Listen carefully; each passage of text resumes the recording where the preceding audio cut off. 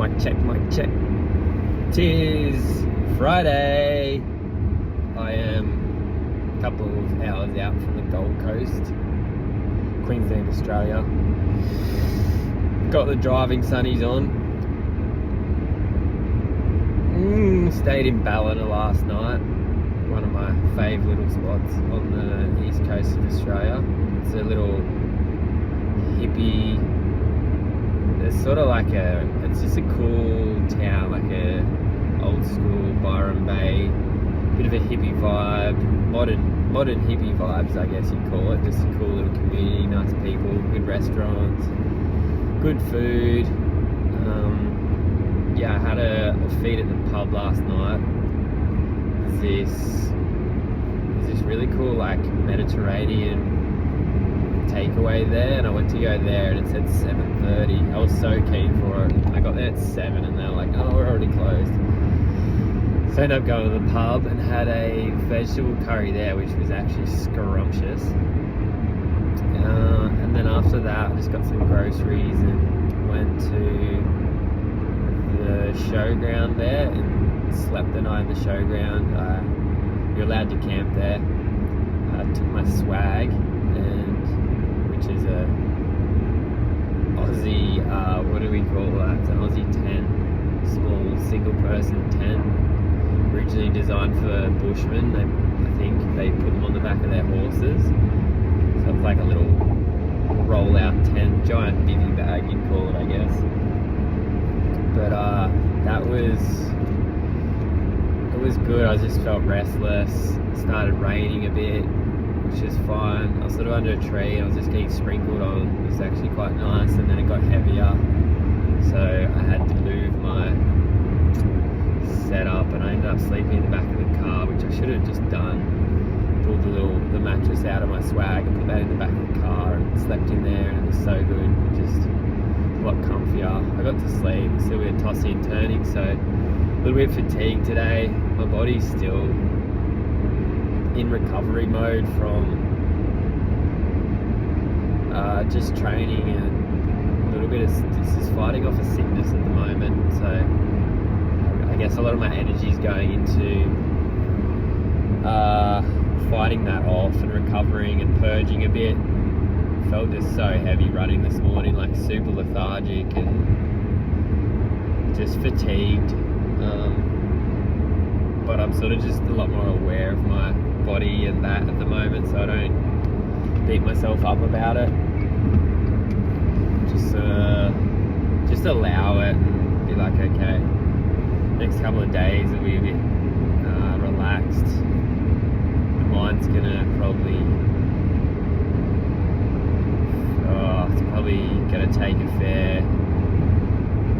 fair bit of a load with what I'm in store for on the weekend with the retreat. Not entirely sure what it's going to entail. I've been in this space before of retreats, and they're all different. I guess I lead into the discomfort.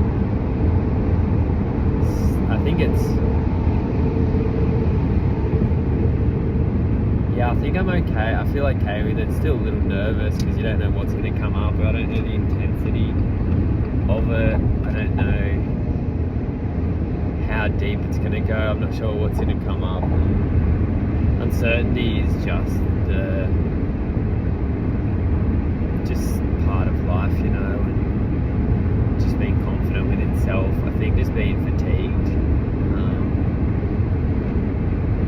When I don't get nice rest, mentally it puts me back a little bit. My brain overthinks stuff, but just trying to come back to the safety aspect of it and know that I am safe in this environment and I'm not going to die. Whatever comes up. It's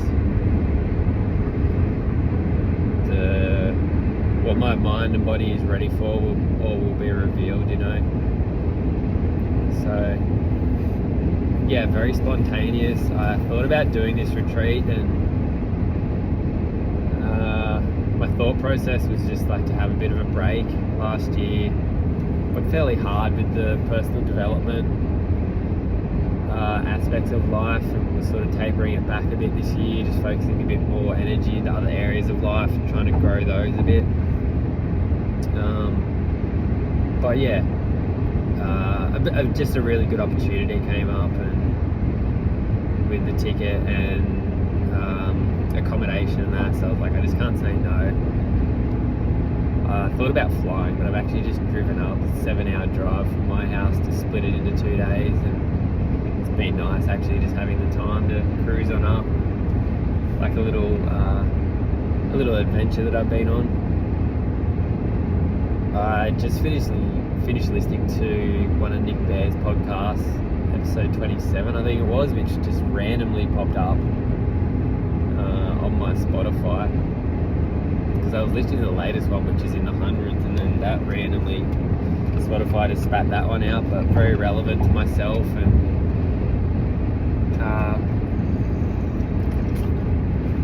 he was talking with a doctor just around dopamine and how it affects our modern life and the struggles of that. And I think the key takeaway for me in that is dopamine is like a salesperson that lies to you. And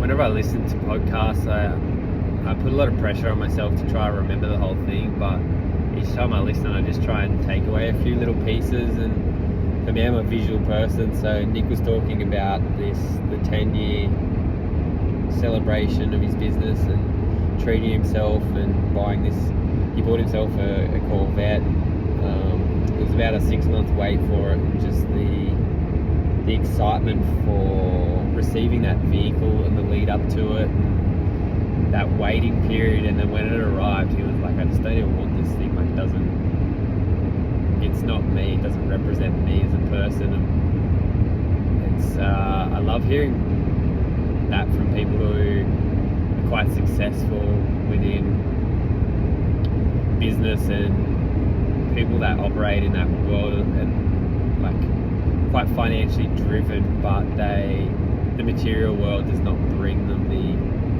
fulfillment or happiness that they believe, and they show the reality of that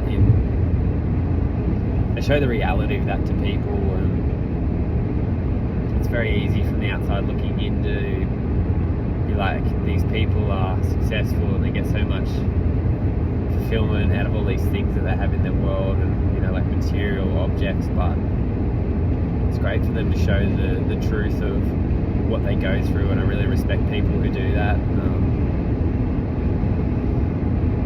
I've had some examples in my own life around the material world, and mine was with a camper van that I believed would bring me, that was my dream object to own that, and it's more the feeling that we chase, and it's that dopamine reward of obtaining an object, and then when we receive it, it's like, oh, it's just this thing again, and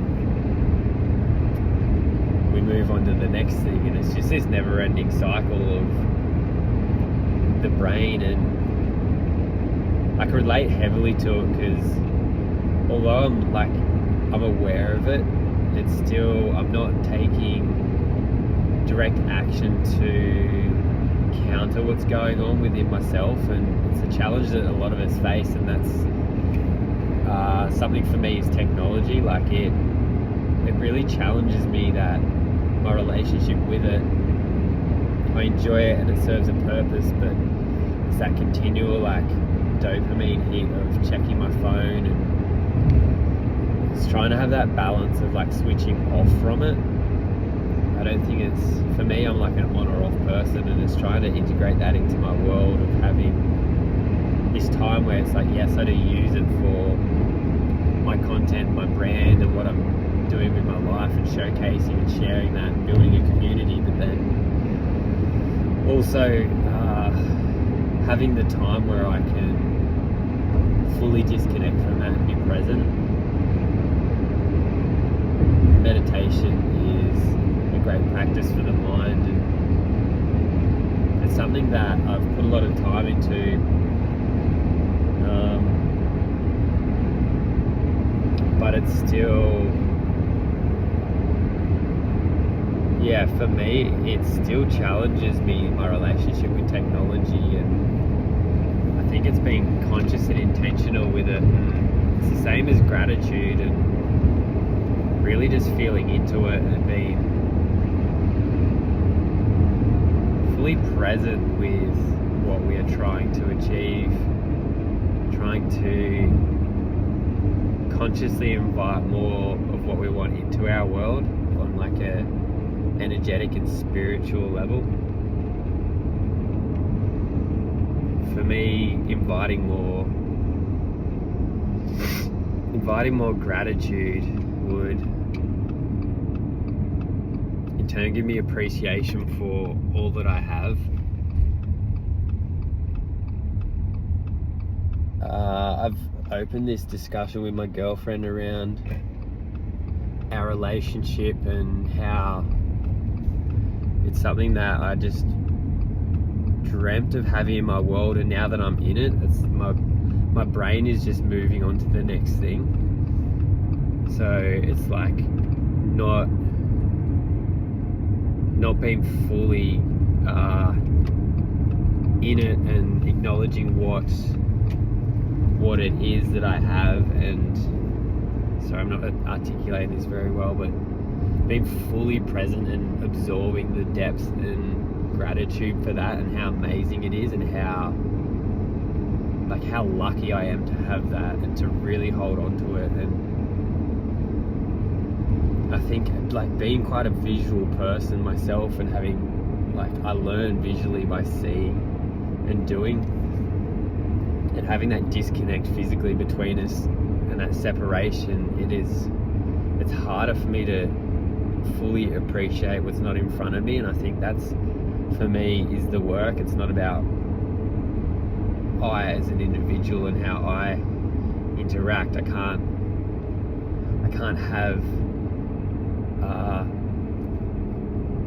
have things extrinsic to me, like external to myself, just constantly in front of me in order to give me that contentment. And I think the mind and the brain doesn't actually know the difference between what is fake and what is real. And the drone is a great example of how it feels like I'm in the, like I am in that. I feel like I'm a bird, you know, like when I'm flying that thing, and you feel like you're in it and you're flying, but you're not actually feeling the G-forces and that from the drone. So it's like in this moment, my brain doesn't know if I can picture visually and think about something like a person, like anything, I can create that within me and be fully grateful and present with that image. And even like through photography, I think that's something that why I'm drawn to it, because it's, for me, I can capture a moment in time and relive that. And it's like when we go back through our iPhone reels and we see memories from the past, and it evokes an emotion and that memory in ourselves, and it's like we're reliving it, that moment in time. And these beautiful imagery and experiences ignite a certain emotion within, and it's nice to relive those. It's like storytelling, but in a modern way. And I love to